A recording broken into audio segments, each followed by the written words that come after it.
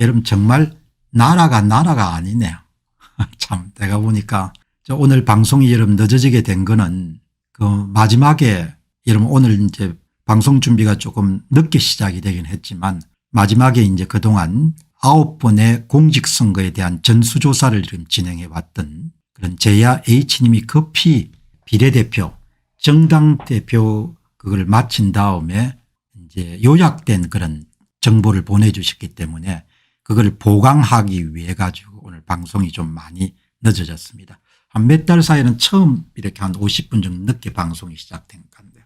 여러분들 제야 H님이 보내신 4월 10일 총선에서 정당 투표에 대한 그 분석 결과를 보고 제가 혀를 끌끌 찼습니다. 야, 이건 뭐 나라가 완전히 망한 거네. 수백만 표가 조국개혁당에 간 것 같네요. 그래서 700만 표를 얻은 겁니다.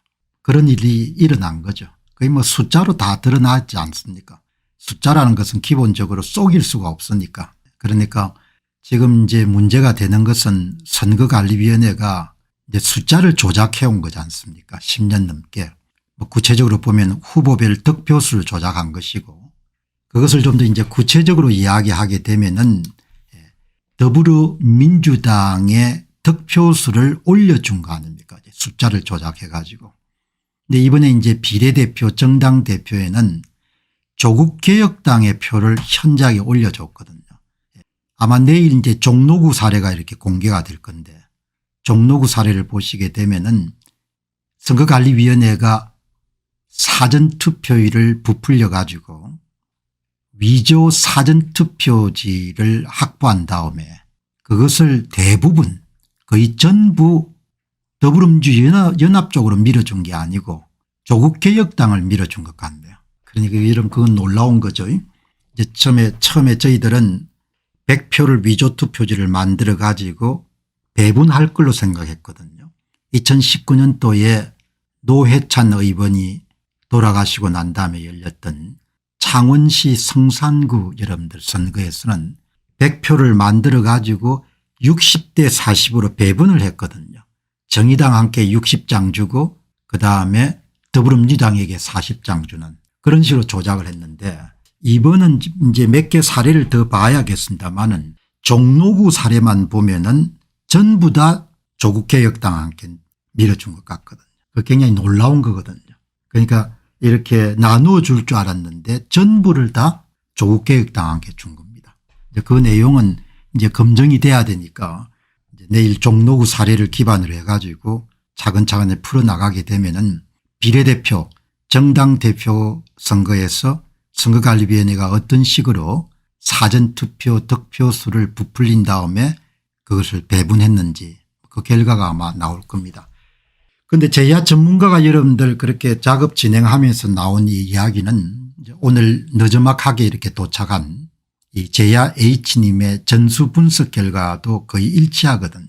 그러니까 뭐 예를 들면은 차이값을 구해보게 되면은 더불어민주당도 전부 서울에서 다 플러스가 나오는데 그 플러스 값이 오차 범위 내에서 플러스 값인 겁니다. 그럼 표를 많이 밀어준 게 아니라는 이야기죠.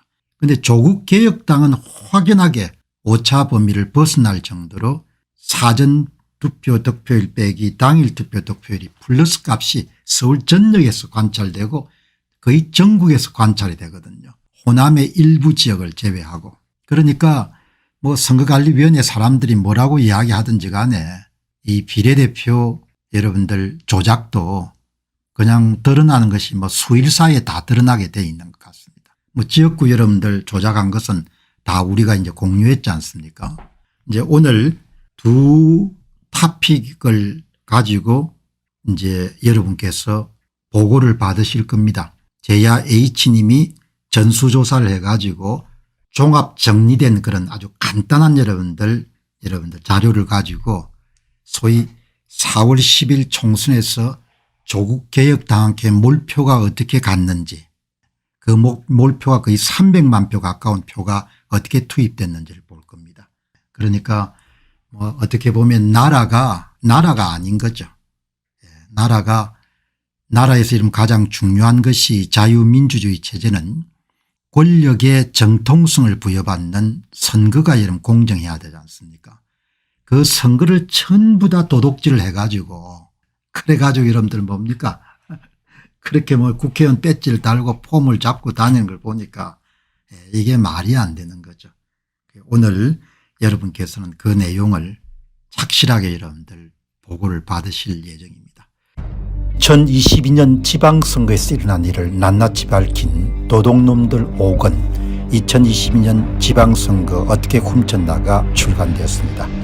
이미 발간된 도둑놈들 1권 선거 어떻게 훔쳤나, 2권 2022년 대선 어떻게 훔쳤나, 3권 2022년 대선 무슨 짓을 했나, 4권 4.15 총선 어떻게 훔쳤나에 이어서 5번째 발간된 책입니다.